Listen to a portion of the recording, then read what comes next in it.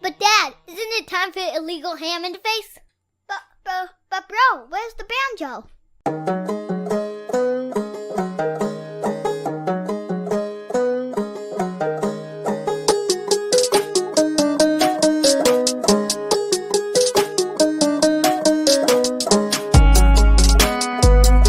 Some Cleveland sports shows try to give you hot takes, but only one can give you a big old piece of hot ham.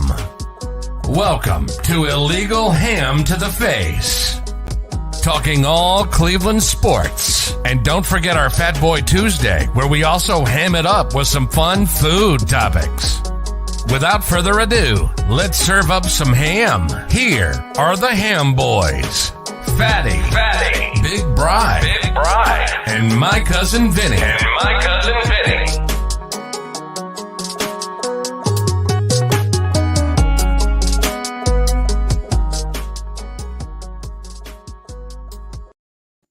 What is going on, everybody? I am that fat guy, and welcome to another episode of Legal Ham to the Face.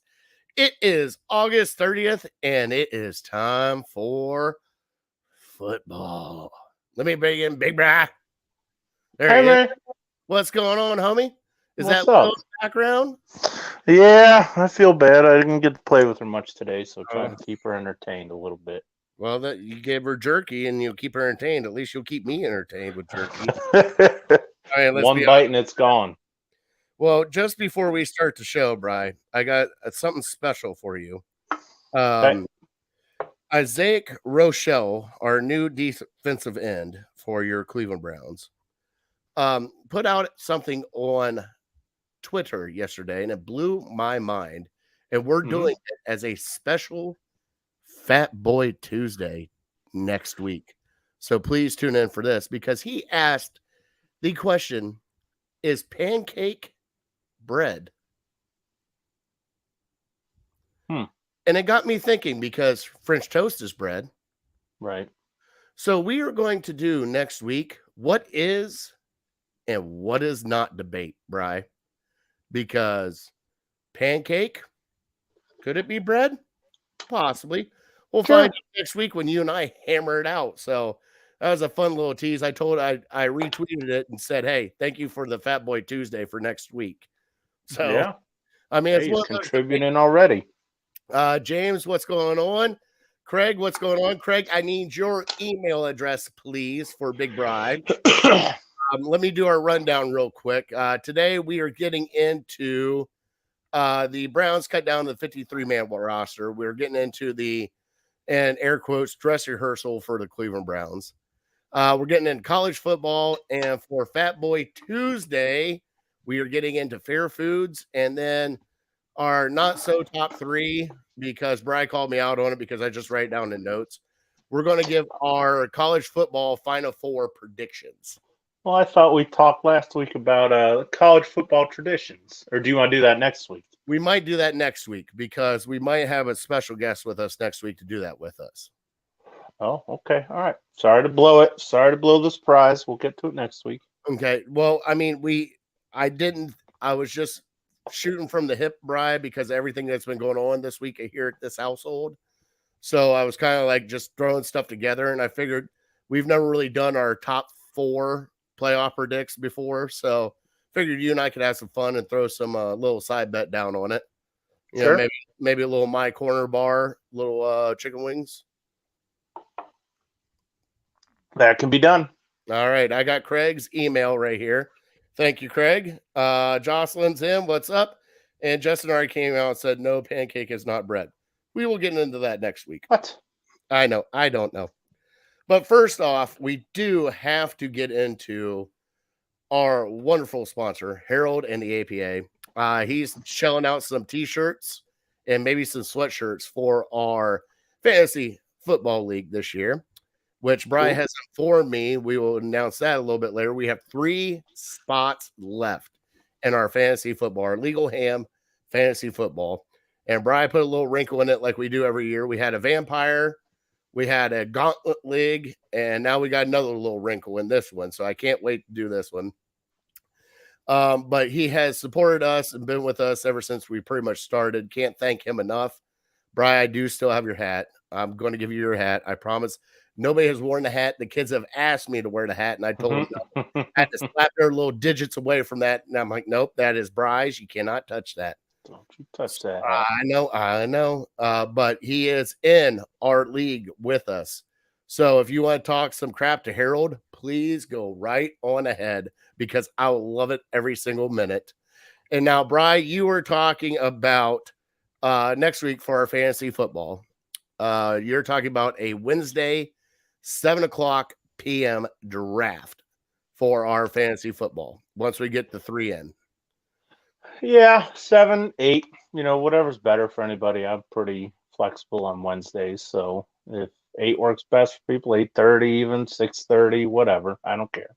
Now, for those that have already played with us, Justin, Chris, everybody, Craig came in and said that sounds good to him. Cool. He has your email addresses. You will be getting an email and everything set up. I think we are still going through the 4-letter network. That's correct. And he will get everything set up. That is on Bri's side. Now, here is what you get a chance to win that nobody knows. All right, Bri, get a wonderful bottle of Cleveland Underground Black Cherry Whiskey. You get nice a shirt or a hoodie from the Lake Erie APA, plus a $25 gift card to Mr. B's. Sweet. Okay. Second place ends up with a shirt or a hoodie from Lake Erie APA and a little minor prize that I have on the side for them. So we're only doing first and second. No surprises. This is free to get in. So you're getting a $60 bottle of whiskey, a $30 to $40 hoodie or t-shirt, plus a $25 gift card to Mr. B's. How can you pass that up for a free time? Absolutely. So, and you're about to have fun with this group because we go nuts. Now, if Brian and I should happen to win the tournament, which it has happened almost once. I almost won the Vampire League. Or did I win the Vampire League? Joe Bear won the Vampire League. Which he got his Cleveland whiskey. Damn, Joe Bear. I forgot about Joe Bear. Juice won last year. Yeah, Juice won last year. If Brian and I should happen to win, we will actually put everybody's name in a hat and draw out a raffle for the Cleveland Underground whiskey. I think it should just all move down. So whoever gets second would then be first. Whoever gets third would be second. All right, I like it. Yeah, I mean, at least that way you still earn something. All right. Might not earn bragging rights, but here we go. We might have a spot open, Nick, if you want in. Hold on, Nick. All right. It's coming. I just did a draft with Nick on Sunday, and did he cheat like you did? I'm not going to tell you what his first round pick is, but if he wants to, he can put it out there. Is it Cade York? Tell me it was Cade York. We all thought so. We do have one guy in our league who always drafts all the Browns, and we thought for sure he was taking Cade York like 4th round, especially because this was not even 24 hours after Cade York had his performance on Saturday night. So, yeah, he didn't get him, though. But every time, hold your breath. Here comes Cade York off the board. Yep. He did get drafted, though, but not as early as we thought. All right. Did. Yep. All right. Now that everything is out of the road, Bri, do you have any shout-outs for this week, buddy? Yeah, I do. Well, let me just get out of the way. It seems like every summer I do this, but I just want to show my appreciation and prop up a couple of places that really give me a lot of entertainment throughout the summer. As the summer's coming to an end now, we're going towards fall and football season. So this type of stuff is wrapping up. My golf league at Ridgetop, great course. If you're not even, you don't have to be a great golfer to play out there. It's not a dog track or anything by any means, but affordable. I think you can get 18 holes in a cart for under $40 on the weekends. So nice course, fun course. You can score well on it. And let me shout them out. Let me shout out just wrapped up my volleyball league out in Wellington, and that's at the Strikeout Lanes. It's a bowling alley, but they got volleyball courts in the back. Nice patio back there. If you're ever looking to just have some pickup games of sand volleyball, it's a blast. They got cheap beer. They got good food. So it's a bit of a drive for most people, but it's right off of Route 18, so it's easy to get to. So, yeah, flood those businesses. They give me a lot of joy in the summertime. All right. Yep. And there's an echo from the I was sharing all of our stuff to our normal platforms there, Brian. I'm sorry about that. You can find us on Facebook, Twitch, YouTube, and Twitter. Just like, subscribe, everything. We appreciate everybody that comes on and watches us every week. We really do. He actually did comment and said it was Josh Allen. He really picked Josh Allen first. There you go. He's sticking by his pick. Hey, he's won within the last couple years, so he's riding and dying with Josh Allen. Hey. We also have a buddy who's a giant Bills fan, so I think he probably does it just to razz him a little bit. Oh, you got to at that point. It's Nick's cousin, so I think that's why he does it. Yeah, too. you got to do that all the time. Well, let me also shout out. I got some of my Joe Thomas beer left, Ooh, and I'm drinking it out of my Denzel Ward cup. that a boy. I went to the game on Saturday. Wife wanted a soda. I said, okay, you're getting the souvenir soda. So I got me a Denzel Ward cup. That's awesome. I love it. I won't mention the price, but hey, it seems like a nice sturdy cup, so I'm happy. They didn't have any Nick Chubb. That's kind of what I was asking for, but I'll take Denzel. I mean, it must be nice to drink the sweet nectar from Ohio State, huh? There it is. He's a Brown now.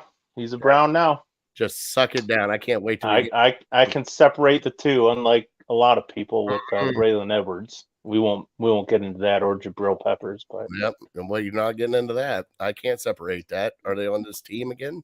Nope. well, Right. hey, So they're the- Browns. When they're Browns, I root for them. Well, yeah, I'd hope so because that's the only thing. I'm you not got. petty. All right. I really don't have any shout outs this week, so you kind of worked out for me. So thank you. There buddy. we go. Perfect. Trivia time. All right. Let me bring up our little yep. Oh, that was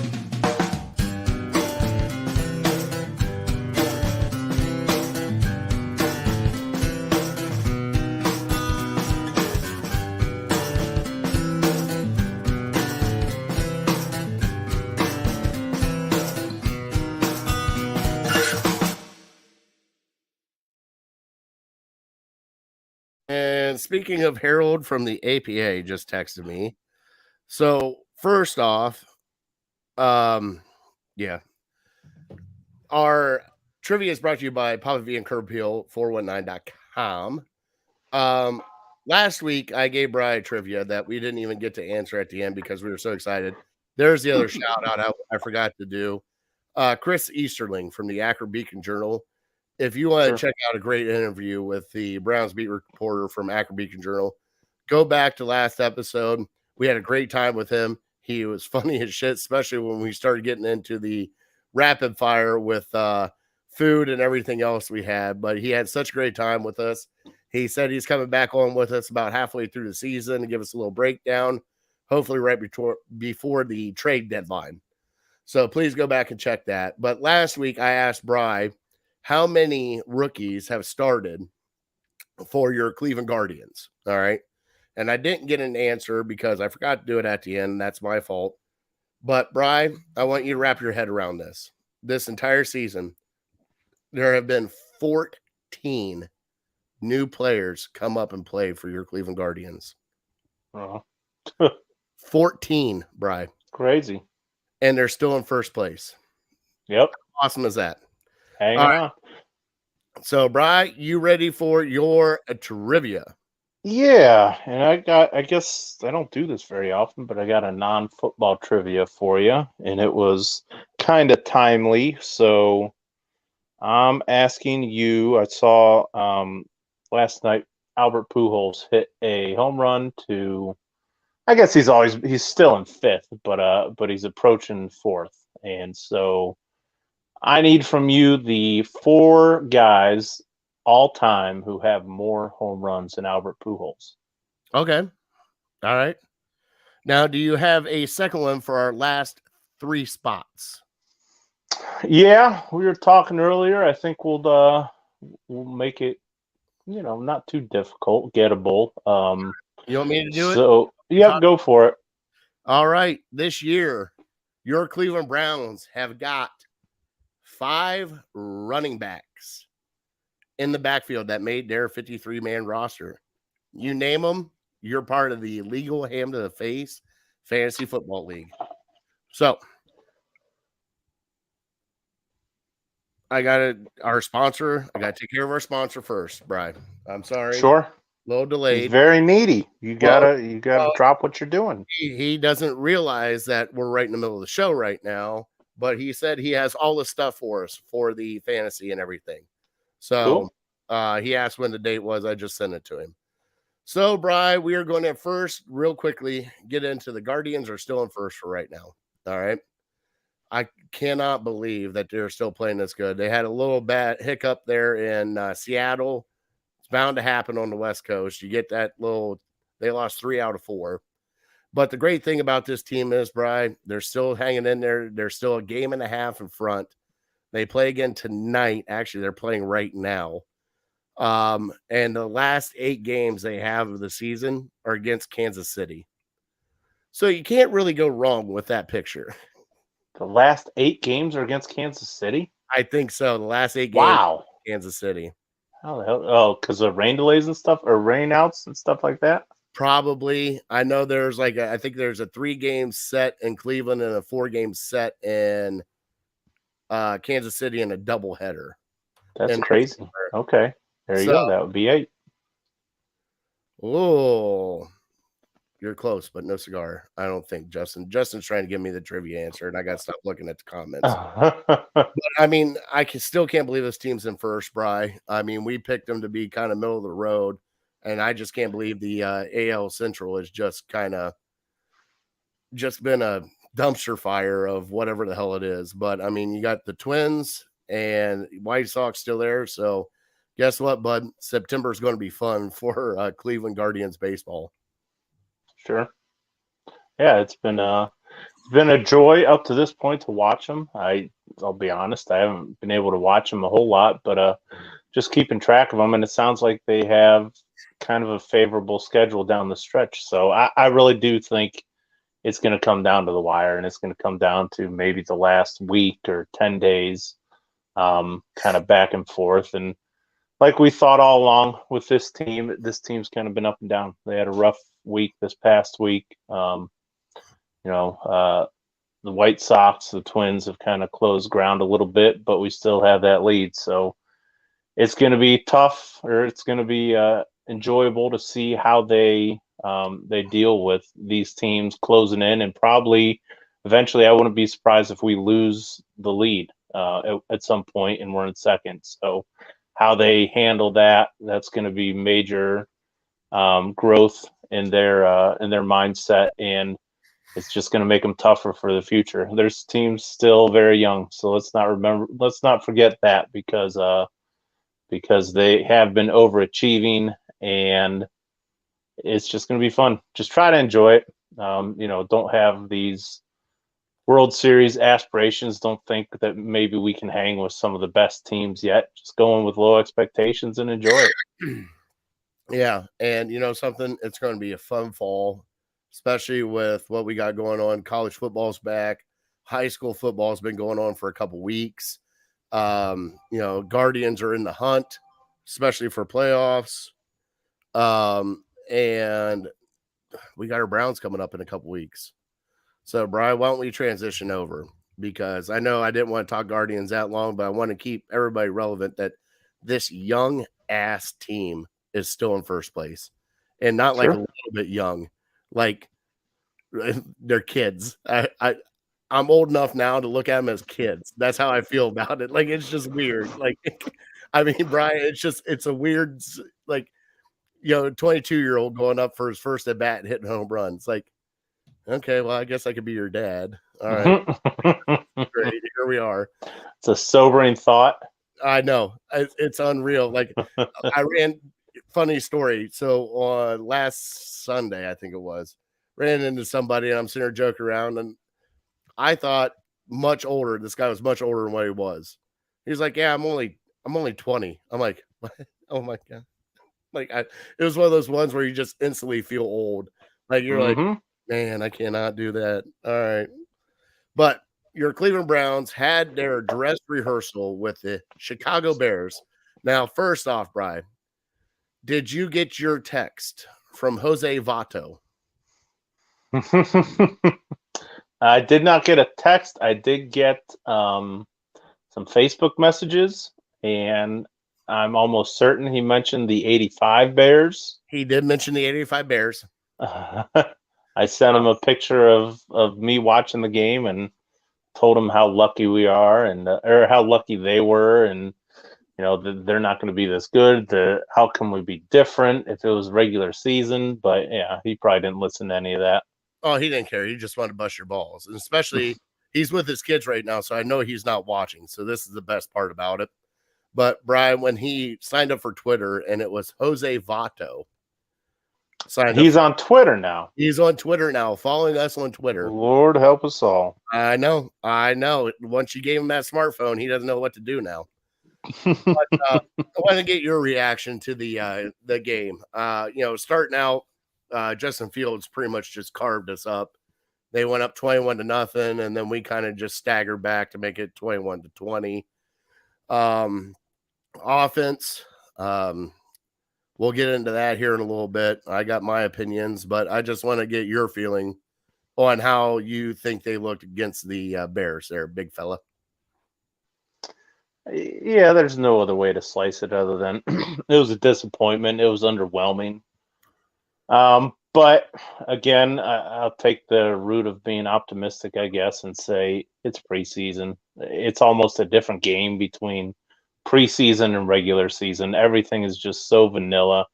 You almost wish the NFL would do something to get away from it, because nobody's showing up to these games. If they are, they're buying tickets from a scalper for $5 or something like that. So the season ticket holders get screwed because they got to still pay their full price. But it's football, so in that sense, it's fun. You can go have a good time. Downtown was packed with Browns jerseys. You'd love to see that, but I don't know. I'm of the camp of I'm not going to overreact too much to the Bears kicking our butt. I don't really believe that they would have that kind of success against us offensively or defensively if it was the regular season. Just look at our offense alone. We were without our top 5 players, maybe 6 if you count Deshaun. So, and we're talking about Pro Bowl type guys. Defense probably was the same without top 5 or 6 players. So, I mean, what do you think is going to happen in that case? But I don't know. I guess it's something to talk about. Yeah, just gets you more excited that preseason's finally over and we can start seeing some real football here in 2 weeks. Yeah, the one glaring thing that came out of me at this, yeah, I know Chubb and Hunt didn't play. I am honestly, and I can actually say this now, very, very concerned about our passing game, Bri. And not like a little bit concerned. Like, I am like, I understand Cooper didn't play. I understand it's preseason. I understand it's the Bears. Bri, they just cannot plug the holes in the bucket that's leaking. And that bucket is leaking bad enough that they tried to showcase Anthony Schwartz. The dude can't catch the ball. He cannot catch the ball. I don't know what it is. And if it's mentally and everything else, and you still want to keep this guy on the roster, don't target him like that anymore. You get one target. If you can't catch it, so be it. We'll use you on jet sweeps or whatever we got to use you for. But right now, my confidence in Anthony Schwartz is gone. All right. You have Njoku that made a couple big passes. DPJ, I don't know where he's been all camp. And then you got Bell that made a couple position catches. to give them first downs and kind of like a little bit of that. But Bri, this passing game has got me seriously concerned for 11 weeks until Deshaun gets back. And I understand we got Chubb and Hunt and we can do whatever we want running the ball. You still got to pass it at some point in time. And I don't know if they can do it. I honestly don't know if they can do it right now. It scares me. It really does scare me. Yeah, it's a passing league, so you're going to have to if you want to have any kind of success. But I'll calm your concerns just a little bit just by saying it's a huge deal not having your number one wide receiver out there and your guy who is head and shoulders above everyone else on the team. So that's a big deal. Again, I'll just harken back to the play calling is just they're not going to run these plays in the regular season. I mean, I would hope they wouldn't. Jacoby Brissett, you like to see him do a little bit more, but we still don't know what we have in him. We still won't find out until he starts playing some games that matter. So, yeah, the Schwartz thing, he's just a lost cause in my book. It's the front office being stubborn, the fact that he even made this team. He reminds me of an athlete, a golfer, a baseball player, basketball player. We've seen it with Ben Simmons, Chuck Knobloch. You get the yips, and he has the yips, and it's all in his head. And he can't concentrate and make the catch because he's got 10 other things going on in his mind, and 9 of those things are don't drop it, don't drop it, don't drop it, don't drop it. Oh crap, I dropped it. So yeah, you can't trust a guy like that. Well, and the thing that gets me more frustrated, like the one pass where he got picked off by a linebacker, you got to have a little bit of awareness on that one, especially running that slant. But that was also a forced pass by Brissett because he had Njoku on the backside wide open. But you're sitting there looking at it, and they're trying to force feed him to give him the confidence. Bri, when you're running a cross pattern and it seriously hits you in the hands, there's nobody around you within 3 or 4 yards, and it hits you in the hands, and you still can't bring it in. Body catch it. Do whatever. Hit him in the face mask like necessary roughness just so he can catch the ball to give him a little bit. Like, I don't know what they have to do because in practice, they're like, oh, he's having a great practice. Yeah, he's catching everything. Blah, blah. When he gets out on the field, it's like, where was this guy at? Like DPJ, this is what I know what a real receiver is. Brissett threw it so far behind DPJ, he adjusted, caught it with his hands, and fell down. That pass, Schwartz would have looked at it. He wouldn't even have tried to catch it. And if he did try to catch it, it went off his fingertips and probably intercepted. Yeah, it was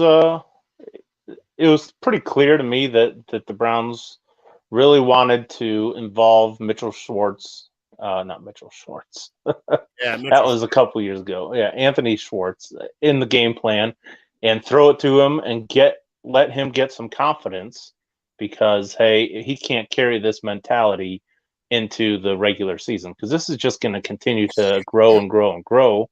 And this is the preseason, and he's doing this. How's he going to look in a big moment or a time when we throw the ball to him and we need him to catch it?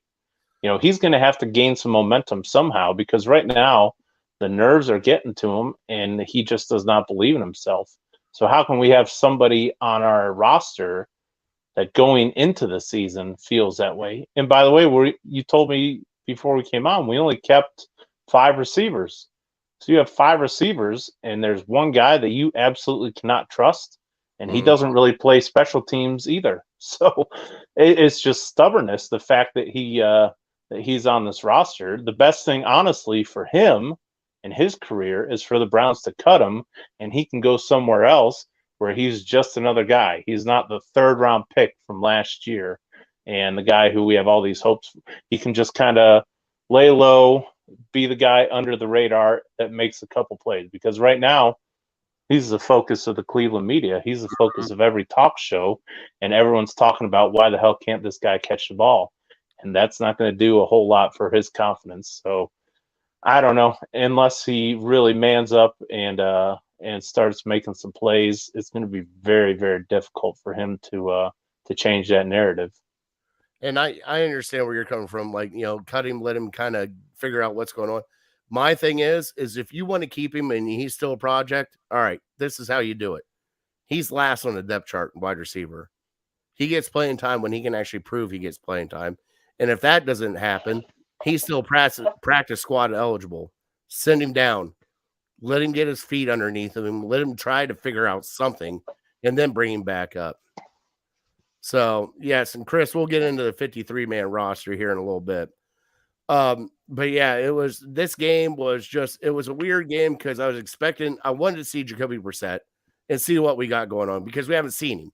Like, we talked to Chris Easterling last week and I was like, we haven't seen him. Mm-hmm. We haven't seen him in preseason. We haven't seen him really in practice because we're not out there. We didn't know what we were getting. Bri, do you think he can actually lead this team? What you saw on Saturday night, a positive record before Deshaun gets back. Do you think they can go 6-5 with Jacoby Brissett before Deshaun gets back?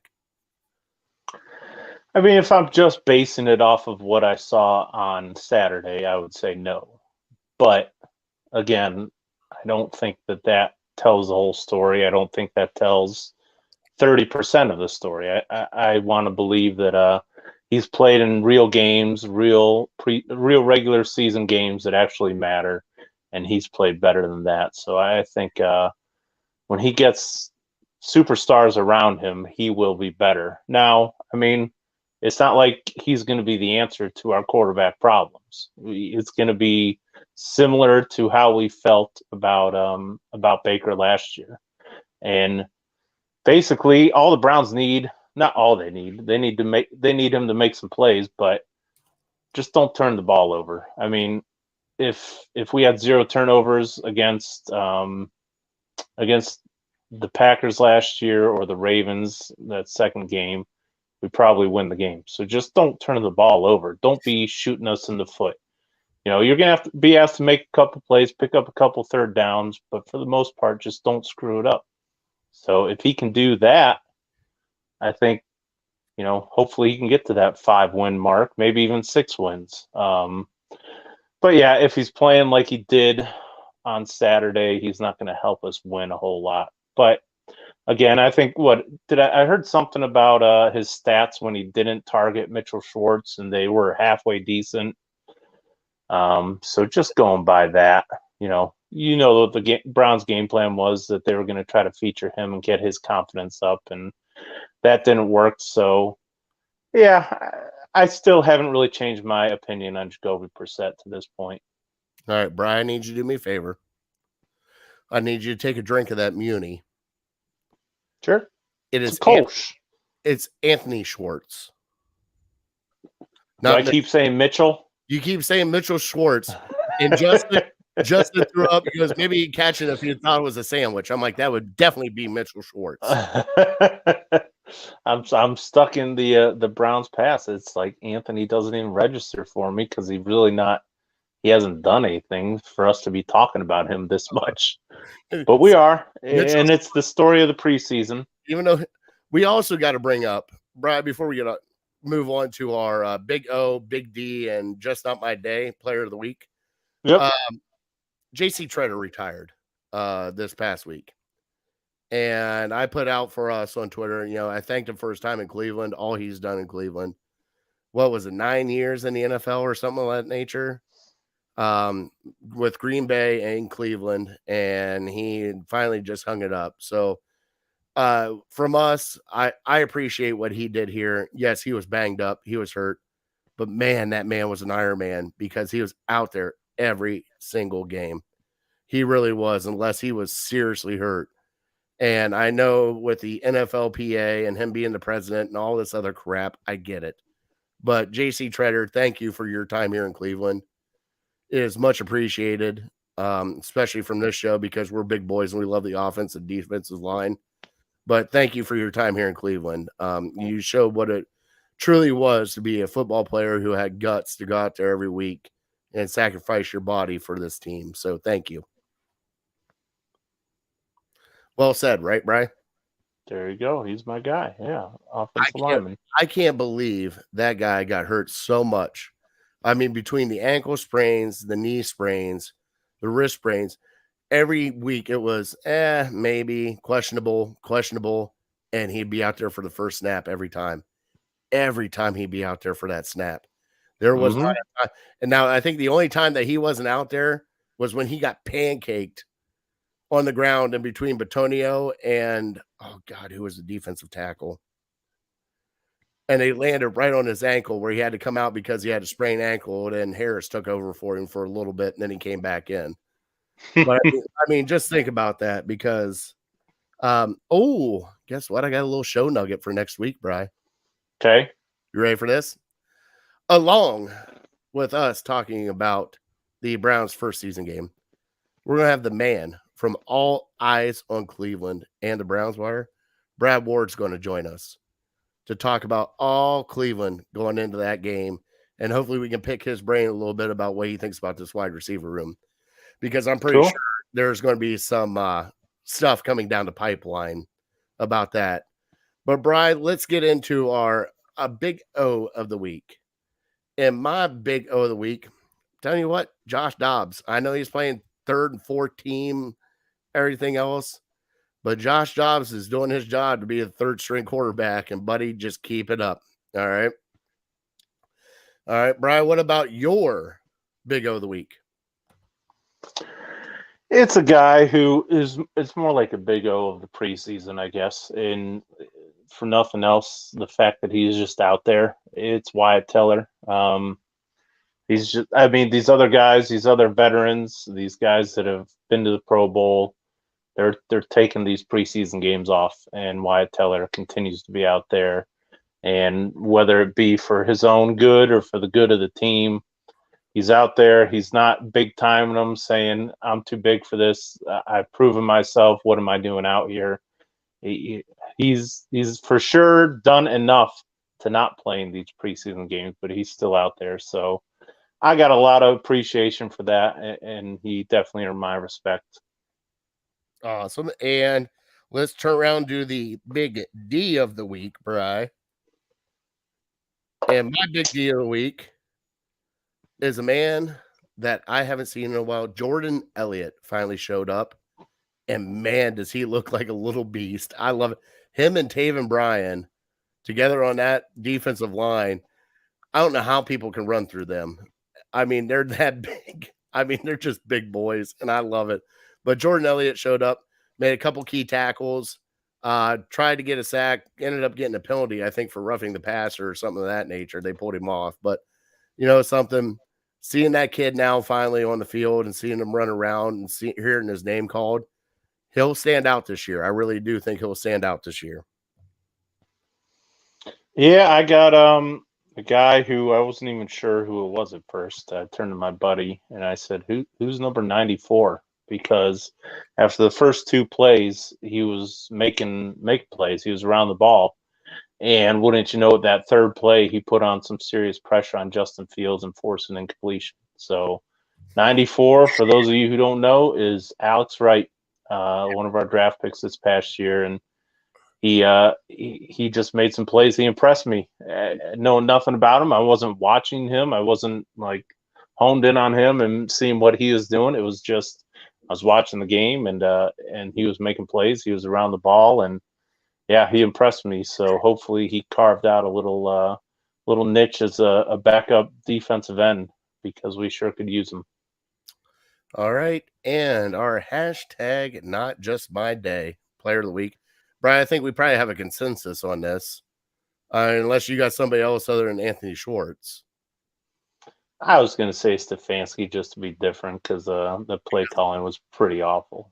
Yeah, I can agree with that. But for me, it's Anthony Schwartz. You know, you had your chance to showcase yourself. You dropped too many passes. The one where you got picked off by a linebacker, I'll give you that one. I'm not too upset about that. But, you know, when it hits you in the hands, you got to catch it. And I understand there's some plays that you're going to drop. But when you're targeted 8 times, I think it was like 8 or 9 times, and you have one catch, you got to – there's something wrong with that. And yes, I kind of agree with you with Stefanski with some of the play calling because a couple of those plays. Now, it's nice to see them take a shot to Schwartz down the field, even though I believe he alligator armed it a little bit, but that's just me. But I mean, he tried to reach out and get it, but just a little bit overthrown. But I mean, it was a good route. He was open, just couldn't get it there. Mm-hmm. All right, Bri, you ready to get into our 53-man roster? All right. Sure. Vinny is doing great, Justin. I'm talking to him after the show here. So on offense, our 53-man roster is Jacoby Brissett and Joshua Dobbs. That will change when Deshaun comes back because I'm pretty sure Dobbs will probably go away and they will keep Deshaun and Jacoby. Running backs, we kept 5. Chubb, Felton Jr., Jerome Ford, Kareem Hunt, Dearness Johnson. We kept 5 running backs, Brian. Did you just give away the fantasy question? We still have 2 spots left. So if you want to get in it, there's your little fantasy. Nick, just say I want in. Nick, yeah, just say I want in. We got 2 spots left. Nick is in. Oh, cool. All right. Wide receiver, David Bell, Cooper, Peoples-Jones, Schwartz, Michael Woods the second. Now here's where it gets interesting. Tight ends, just Marvin Harrison and David Njoku. They cut Johnny Stanton today. Marvin Harrison, look at you. Oh, Harrison Bryant. Marvin Harrison, you're already thinking Buckeye. Come on, man. Get back to the Browns. All right. So for your offensive line, you got Batonio, Conklin, Dunn, Forbes, Froholt, Hubbard, Hudson, Pochich. Is it Pochich? Like Posick. Posick. Okay. Posick. Teller and Wills. And then your defensive line. Man, those backup offensive tackles scare the crap out of me. Yeah. Well, they got rid of Blake Hance, too, today. Yeah, that was a little surprising because, Forbes really hasn't played a whole lot. Defensive line, Taven Bryan, Clowney, Elliott, Garrett, Rochelle, Thomas, Togiai, Winovich. You want to do a little circle around your Winovich? I'd never thought he was in jeopardy of not making the team. I mean, they traded for him. So, and who's our backup defensive lineman if it's not him? Well, Alex Wright. Yeah, unproven guys that have never played in the league. Well, he played at New England, and New England traded him. So, obviously, he's horrible, Bri. Plus, he's from Michigan. All right. So, next one. How'd Togiai make this team? He's a forgotten guy. He's from Ohio State. That's why. Oh, that's right. Linebackers, Fields, Jordan. Yeah, this is going to be fun. I said Kucinich earlier, but it's not. Yeah, we're not even going to try that. Come on, man. I don't even know who you're talking about. I can't even do it. JOK, Phillips, Taki, and Walker. Cornerbacks, we only have 5. Emerson, Green, Newsome, Ward, and Greedy. And safeties, we have 5. DeAnthony Bell, Delpit, Harrison Jr., John Johnson, and Richard LeCount. So, Bri, what are the surprises on this 53 that you got so far? Well, the one that stood out was DeAnthony Bell, just because just a couple days ago, Stefanski said that they've never kept a undrafted rookie on the team, so you just assumed maybe he wasn't going to make it. Plus, with LeCount being a draft pick, you thought maybe he would just push him out. But keeping 5 safeties, there's probably not many teams that do that. I know we're talking about doing this 3 safety defense, but a little surprising there.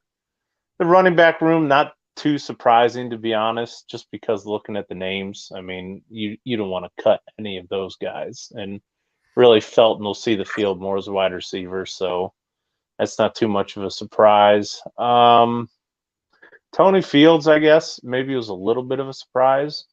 I mean, I don't think his play on the field has warranted him making this roster. But again, he's a draft pick from this regime. And yeah, right. second-year guy. He didn't play a whole lot his first year. I think he dealt with injuries a little bit, but Well, he's I don't know.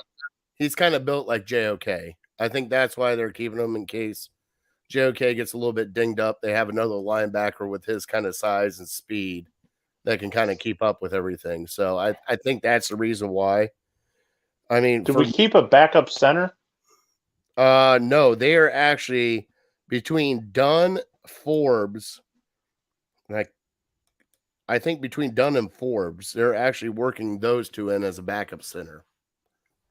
Yeah, that scares me a little bit. Just like I was talking about my concerns for the backup offensive tackles, and those guys are clear offensive tackles. I don't think any of them can move to the inside to guard or center. So the fact that they would waste 2 spots on the outside, I'm hoping Hubbard can come back and be halfway decent after his injury-riddled season last year. But yeah, I would think that they would want somebody more than just Forbes and Dunn on the inside.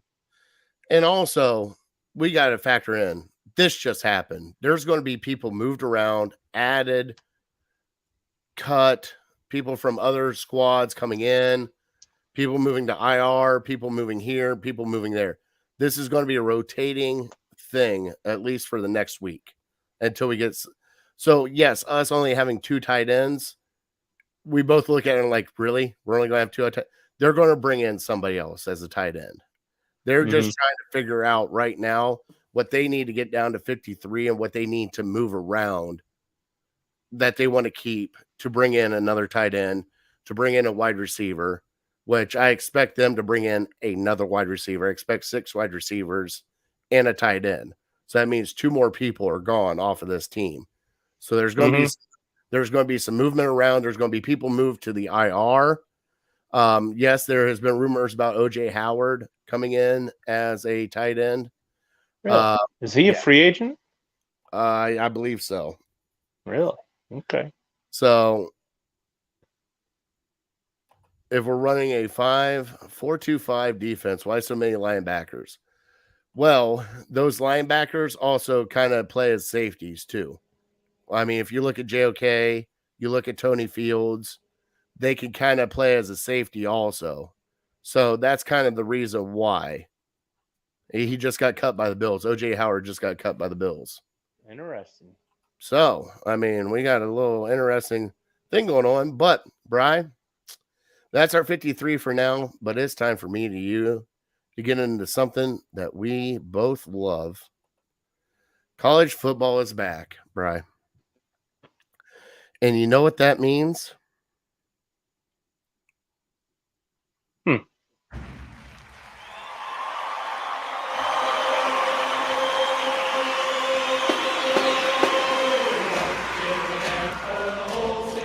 I need a beer.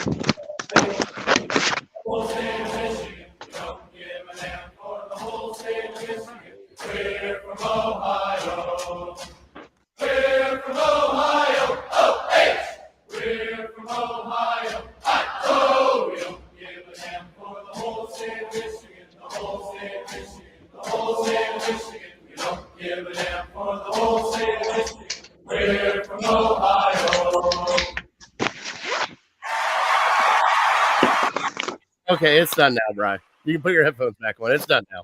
What happened? What'd I miss? You didn't miss anything, buddy. Good. All right.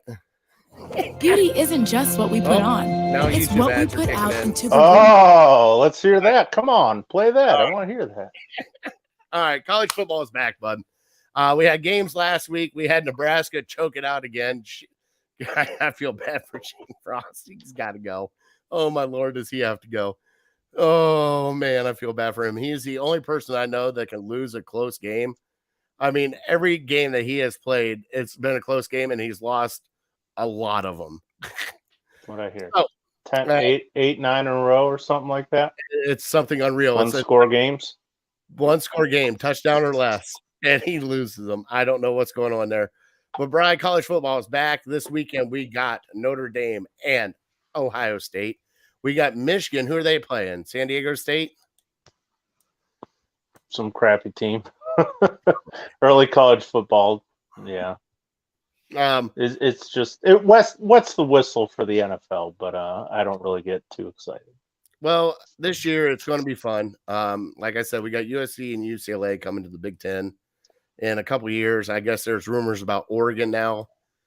That would be fun. But Bri, college football has always been fun for me. I always love watching college football, even the crappy teams. You know, you're watching University of Louisiana Lafayette versus Rice or something like that. Just watch these kids play. So, Bri, what does college football mean to you? I mean, we're getting into just all around college football. We got some great games coming up this week. We got some great matchups throughout this season. How does it feel to have college football back instead of the NFL? It's exciting. I mean, because it's football and it's guys that hopefully you've heard of, and it's teams certainly you've heard of. I don't know. Part of college football that kind of irritates me, or the reason maybe that I'm not as into college football as I am the NFL, is just because, it's going to be the same teams every year. You kind of know at the start of the year the teams that are going to be there at the end of the year. So, like, where's the suspense? And I know you can kind of say that about the NFL too, but probably the Rams last year were maybe the 5th, 6th, 7th team that people picked to win the Super Bowl. So there's a little more, excitement going into that. But I don't know. In the fact that I don't go to college football games, I'm a Michigan fan, obviously, but it's not like Michigan is 45 minutes away and I'm surrounded by Michigan fans. So I'm sure that has something to do with it as well. But hey, if your team's winning every Saturday and you can get excited about that and feel good about yourself, then God bless you. I mean, Bri, if you go 40 minutes south, you could be at a great team, great tradition, right there from Medina, just 45 minutes south. Well, and another thing I failed to mention is kind of since I've been married, I sit around all day on Sunday watching football. So it's kind of hard for me to sit around on Saturday all day watching football too. Let's just be honest about it. You got to pick one day or the other. I'm not lucky enough to be able to sit around for the entire weekend. Normally what I do is wait till like an Ohio State night game. That's a big game. And I'm like, just shut up. She goes, you're watching Browns game tomorrow. Don't care. It's 8:00 game. Kids, you're going to bed. Sure. Everybody you got to pick and choose. Go to your room. Go to your room. Go to your room. But I mean, I understand what you're saying with a lot of the teams that are out there that, yes, they make it every year. I mean, you got your Alabama, Georgia, Ohio State, Clemson. You have those teams that are always penciled in at the top 4. But and I wouldn't even say it's college football's fault. Just to finish with my thought, it's just what it is. I mean, the NFL is set up for parity because of the NFL draft. The worst teams in the draft, or the worst teams the season before, pick high in the draft. So just imagine if Rutgers got the best recruits and until they got better, and then those teams that sucked, then when you give the kids the power to choose exactly where they want to go, they're going to go to the same schools. So, I don't know if there's a solution to it. Well, guess what? That's what NIL does. Yeah, look at Texas A&M. Maybe they'll be a player now because they can shell out a ton of money. Well, a lot of places can if they want to. They just choose not to. I mean, let's truly be honest about college football, because if you go back through the decades of everything else with the U, with Florida State, with Texas, with USC, everybody's hands are dirty, bud. Like I agree with it. I know it. I've seen it. You know what would be fun and maybe kind of entertaining if, like, Jeff Bezos just picked his favorite college, like say Wyoming was his favorite college. Oh my Lord. He just picked Wyoming and just dumped billions of dollars into Wyoming and said disperse it amongst your players. And now Wyoming is like a powerhouse in the country. Because that's basically what it could be. Yeah. And yes, Desmond Howard did pick Michigan and A&M to make the playoffs. He also picked Michigan, Ohio State when he was choosing his schools. Ohio boy. Well, and it's not my fault that he went to the dark side. It worked out well for him. Well, I guess. Super Bowl MVP, right? Sure, whatever. Who was the last Ohio State guy, Super Bowl MVP? I think I might know. That's a long ways back, isn't it?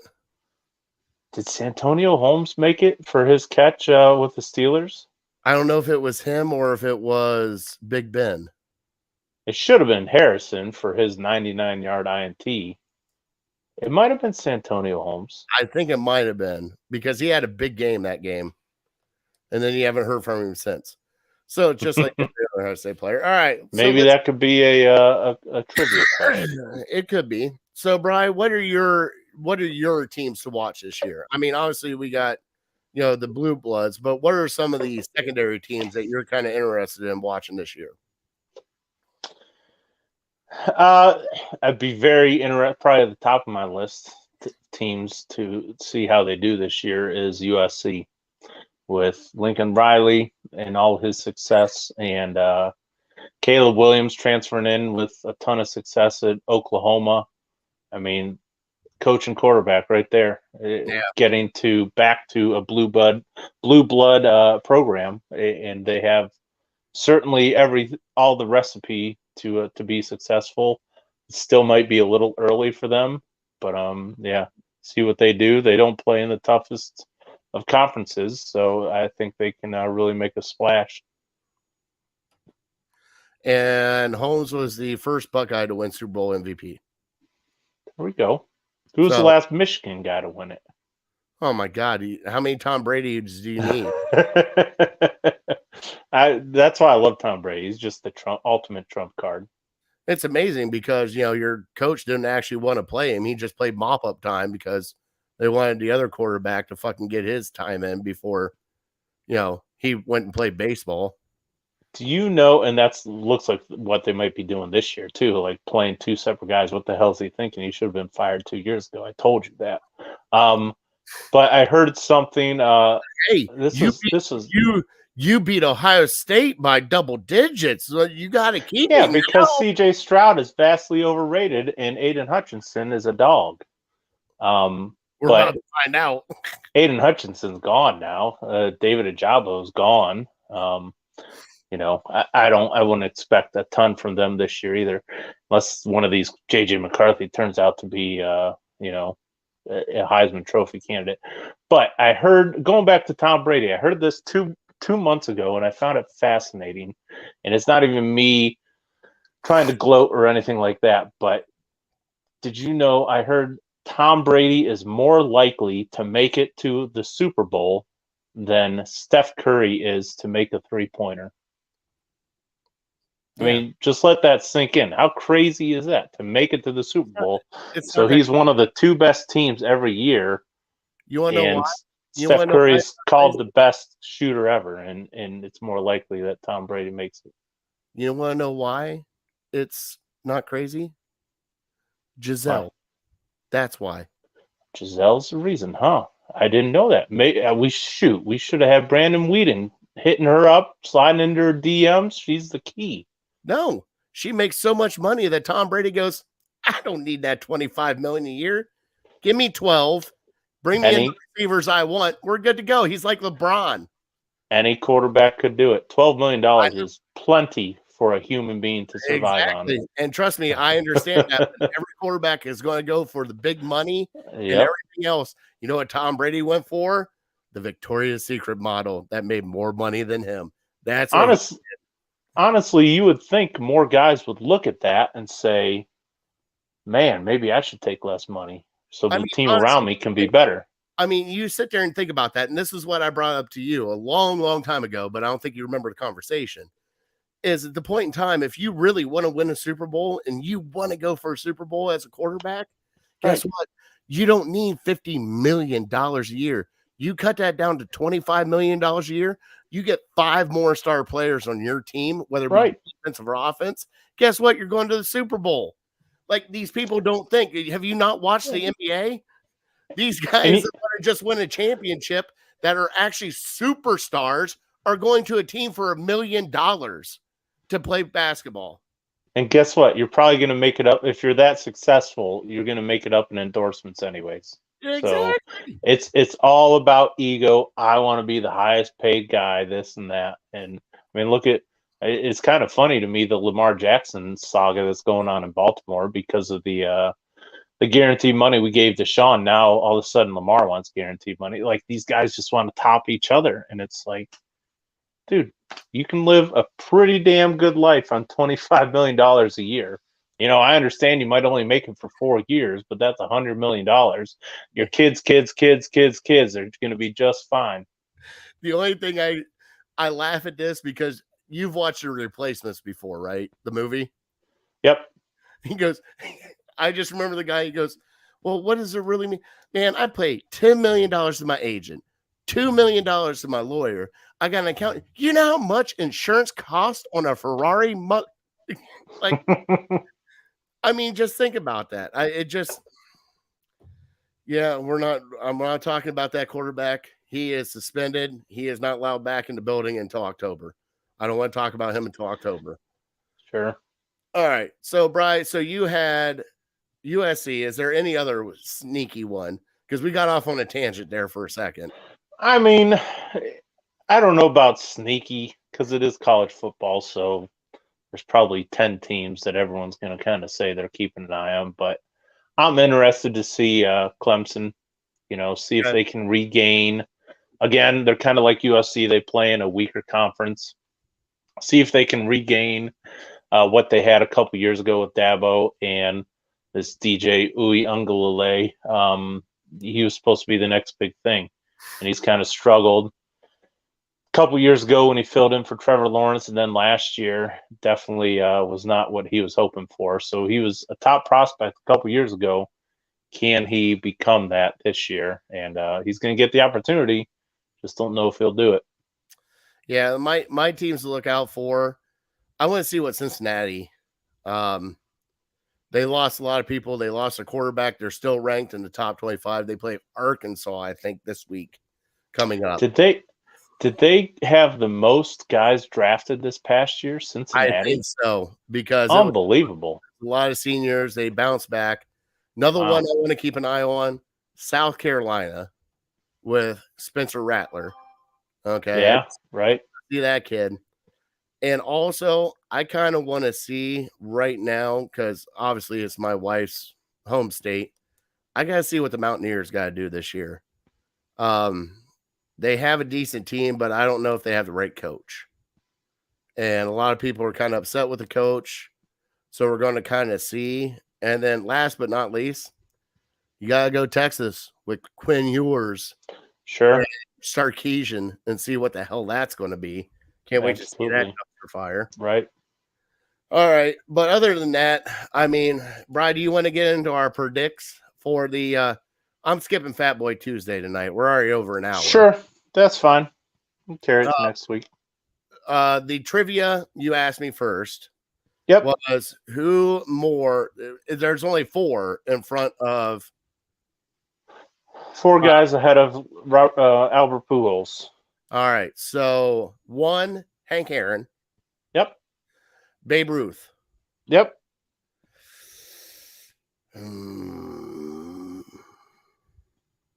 Barry Bonds. There you go.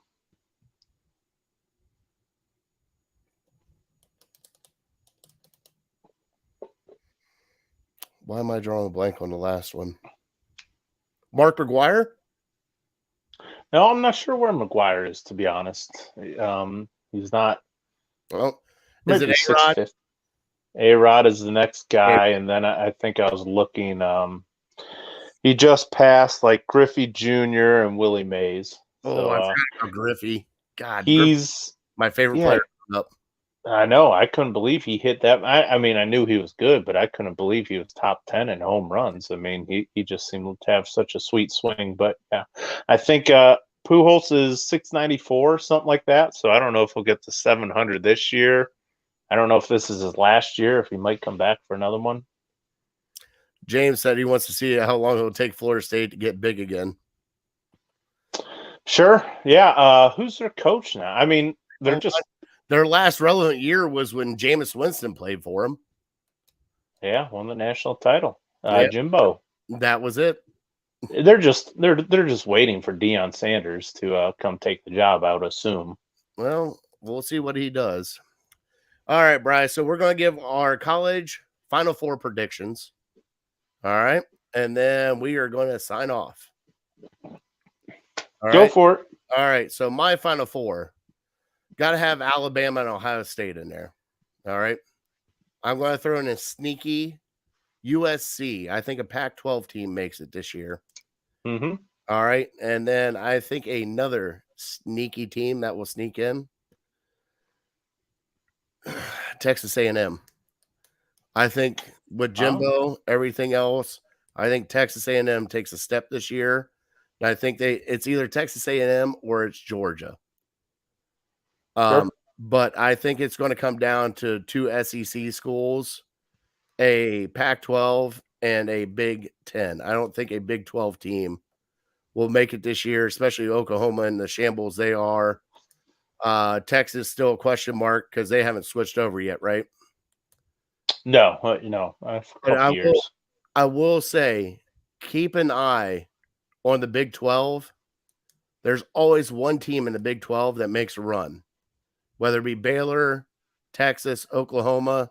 They always screw up and have one loss, but just keep an eye on one of those teams. But I really do think USC with Lincoln Riley and Caleb Williams are going to cause some noise out there. And the two teams they got to get past is Utah and Oregon. Yeah. All right. Absolutely. So give me your top four. Well, as you could probably predict, we are pretty similar here. And I mean, ever since Nick Saban took over, it's like, well, what other three teams are going to be in there? Because it seems like Alabama's in there every single year unless they have a injury to their quarterback or something. So Alabama will be one. I think Georgia has kind of taken over for Clemson, is like the next big school to give Alabama everything. They lost a lot of people on that defense. Yeah, they did. But I think that they're kind of Alabama junior. I think they just keep reloading. I think they're in the East, so they're in a slightly easier side than Alabama is for the SEC. So Alabama, Georgia. You mentioned USC. I think might be a little early for them, but I'll stick my neck out on the line because I think they play in a relatively easy conference too. So I could see them only having one loss, and then the final team is, I mentioned them earlier, Clemson. I think Clemson's the fourth team. All right. So, Bri, I think we still have 3 spots left, unless you want to do a 10 team. I thought you said Nick was in. Nick was in. Oh, so we have 2 spots left. Why do we have 2? I thought we had 3 to start the show, and then Nick joined. We had 4. Nick joined. That's 3. Uh-oh. So you told me we had 3. You might want to double check the count. Hold on. I can bring that up right now. That's not a problem, Bri, because I got notes. I mean, if we have anybody, did anybody comment? And we could just do a 10-team league. That's what we did last year. Right. So we got 9. Nick Wallace is 10. Cool. All right. So we got 10. You could reach out if you wanted to 2 more guys that have done it in the past, but we figured we'd just give the listeners a first crack at it. Our draft will be on Wednesday. Brian will let you know when it is. Yep. All right. On that note, sorry, no Fat Boy Tuesday this week. We'll get into Fat Boy Tuesday next week. We got a little heated when it comes to college football and the Browns. So that's how we roll here. But, Bri, why don't you God bless him? God bless you. God bless America. I am that fat guy. Thank you guys so much for watching. Please like, subscribe, follow us on all of our social platforms. We love you guys. Thank you guys for all the comments here in the comments. We appreciate it. We get a kick out of this every week. Can't thank you guys enough. Want to thank our troops and our first responders for everything you do. We want to thank Harold Keel and the APA for being our sponsor and giving us some stuff to hand out. And on that note, we are definitely uncorked, unloaded. We're out. See ya. Hey.